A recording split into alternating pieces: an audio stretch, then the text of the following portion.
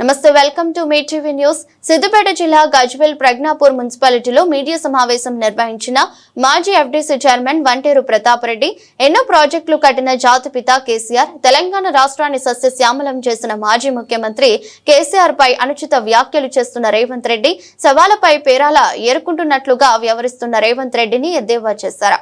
Kaleshwaram project 90,000 కోట్లతో పూర్తి చేస్తే 1,00,000 కోట్ల అవినీతి జరిగిందని ఉత్తమ్ ప్రగల్భాలు పలికిన రేవంత్ సర్కార్ ప్రజలను నమ్మించి అధికారంలోకి వచ్చిన రేవంత్ రెడ్డి 420 గ్యారెంటీలతో అమలు చేస్తానని, కేవలం ఇందిరమ్మ ఇల్లు కూడా పూర్తి చేయని రేవంత్ రెడ్డి సర్కార్ నీకు మాట్లాడే నైతిక హక్కు లేదని ఎద్దేవా చేశారు. కార్యక్రమంలో మాజీ మున్సిపల్ చైర్మన్ ఎన్సీ రాజమౌళి, పట్టణ అధ్యక్షులు నవాజ్ మీరా, టీఆర్ఎస్ పార్టీ సీనియర్ నాయకులు నరసింహరావు, బీఆర్ఎస్ నాయకులు పాల్గొన్నారు. రేవంత్ రెడ్డి గారు కాళేశ్వరంలో 2 పిల్లలు కుంగినంత మాత్రాన దానికి మహా అయితే 100 కోట్ల రూపాయలు ఖర్చు అవుతాయి. ఒక బ్లాక్ డిస్మెంటల్ చేస్తే 100 కోట్లు ఖర్చు పెడితే గోదావరి 50 కిలోమీటర్లు జీవనదిగా బ్యాక్ వాటర్తో నిండి ఉంటుంది. కలకలలాడుతుంది గోదావరి. అలాంటి ప్రాజెక్టును నిర్వీర్యం చేసే ప్రయత్నం చేస్తా ఉన్నాడు. కాళేశ్వరం పేరు చెప్పి కాలయాపన చేస్తా ఉన్నాడు. కాళేశ్వరము ప్రాజెక్ట్ అంటే ఆషామాషి ప్రాజెక్ట్ కాదు.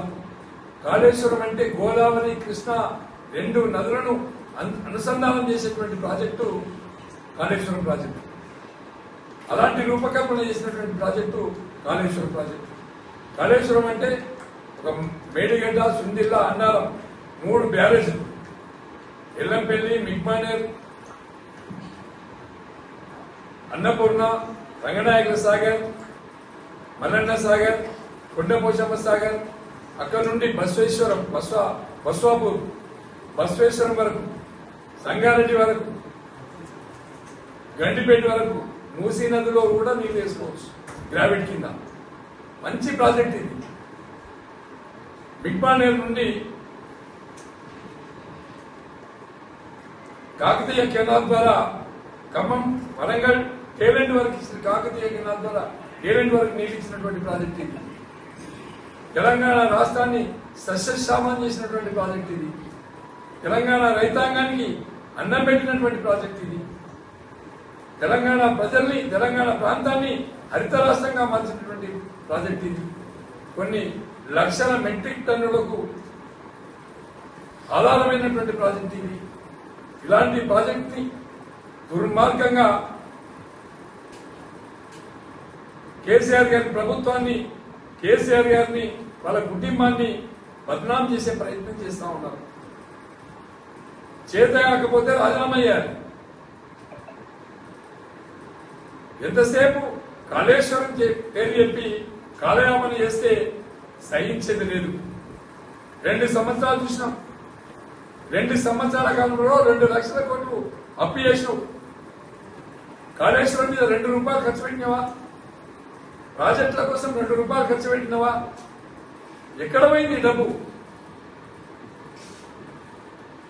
కేసీఆర్ గారు 3 లక్షల కోట్లు అప్పు చేస్తే లక్షల ఎకరాలు ల్యాండ్ అక్విజిషన్ చేసినాం, ప్రాజెక్టులు నిర్మాణం చేసినాం, రైతుల ఖాతాలో 70,000 కోట్లు జమ చేసినాం, 24 గంటలు కరెంట్ ఇవ్వడానికి 80,000 కోట్లు ఖర్చు పెట్టినాం.